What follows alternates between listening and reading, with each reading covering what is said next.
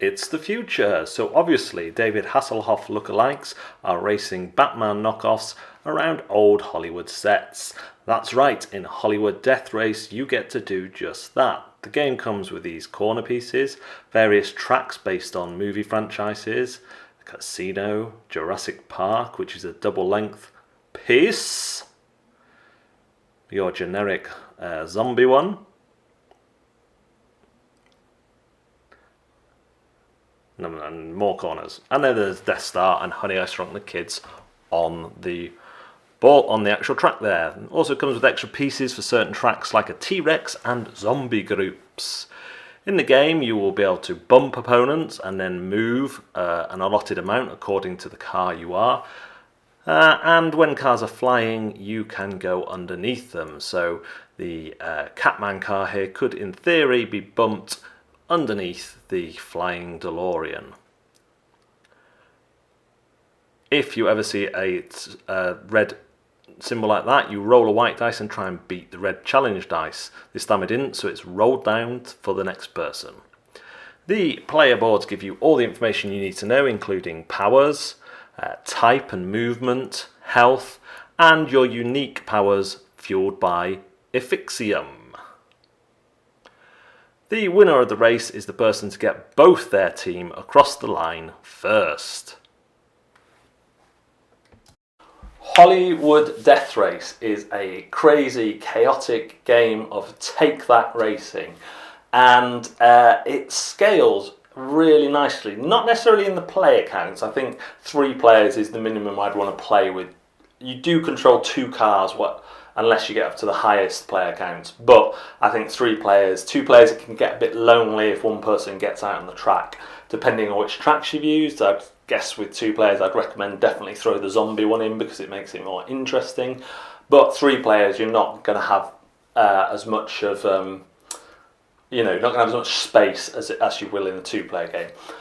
I think there's a few things to bear in mind. The first is that this is a prototype copy, so we struggled with a few things. That was mainly trying to find the rules for each track, and I've spoken to the publisher, and what they're going to do in the Kickstarter is produce a little crib sheet for each track section, so that can be out on the board, out on the table, and you can just see what the rules are for that track very quickly. Some rules are quite general between them, like generally if there's a red dice you're rolling to equal or beat it, and if you don't it rolls down and becomes easier for the next person, which will hopefully be you again.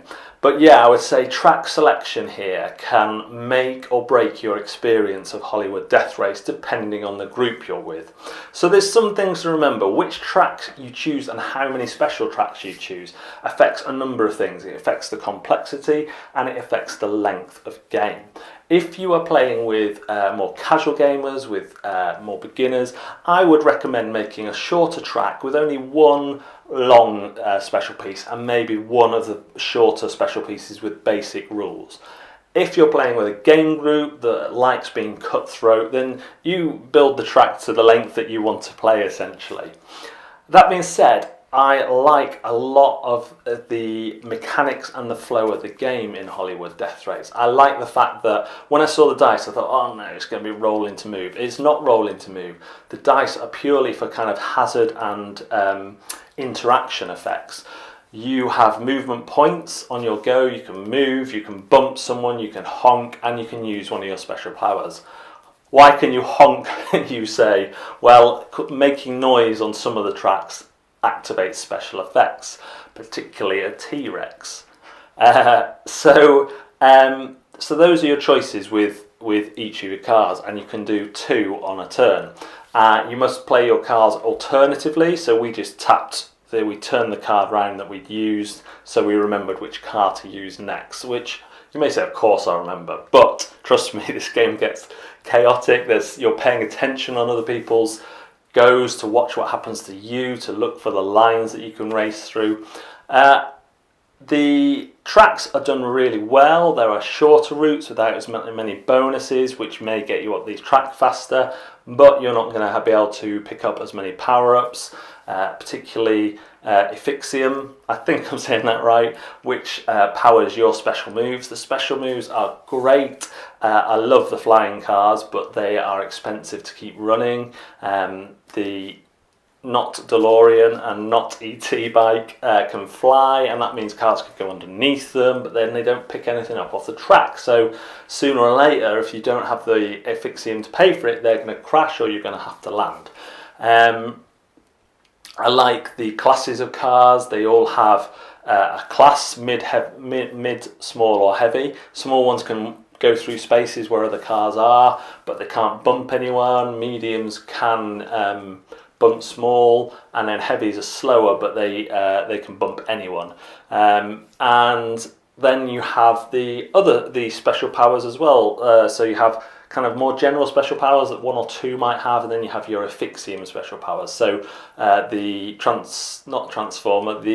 robot that changes into a van can ram people as well as bump, and ram simply means push them along without necessarily damaging them. So if you can get your other car in front of your robot that turns into other things car, you can push that car along further up the track, and there's neat combinations like that which appear through multiple plays. So this is a fun, chaotic racing game that, although the mechanics are light, the complexity comes from the multi-layered rules, and that really is down to player choice. So it's like a box of options. You can put the kind of lots of curves in which don't have any special rules and just a couple of short special tracks, or you can go all out, and I'm sure people will pick their favourites. I like the ones with extra things that come on the track. The zombie one was particularly fun, and but did really slow down the game because there's more obstacles. And the Tyrannosaurus Rex one is great because you can kind of take a hit on yourself by activating the T-Rex, but then he'll go and rampage everyone else as well. If you blow up, there's a token to put where you crash, and then you spend the next turn recovering. And to win, you have to get both of your cars across the finish line. Because you play with multiple cars, usually you can play as teams, and that works really well as well. So this is not a heavy game, this is not a Euro game, this is a fun racing game that looks great, and in the final version I think the cars are going to be wooden meeples, or check the Kickstarter to see exactly what they are, but they're more modelled than just the standees, and there's been a lot of love and time put into this. Just with the warning that if you get this game out and put every track in, or 3 or 4 or even 2 of the long ones in your first go, and you're playing with people who don't play games a lot, then the complexity may put them off and may make the game feel different how it would if you just take it slowly, get used to the game, work out each track, and have the fun that you're meant to with this game. It's kind of like one of those sandboxes in a way where you get given so much, you kind of want to try it all at once. But my advice for this game is take it slowly, you'll have a lot of fun, and then start adding stuff in as you go. The Kickstarter link will be down below, so click that, go and see the upgrades to the prototype that I've got, and thanks very much for watching Board Deck and Dice. We'll see you next time.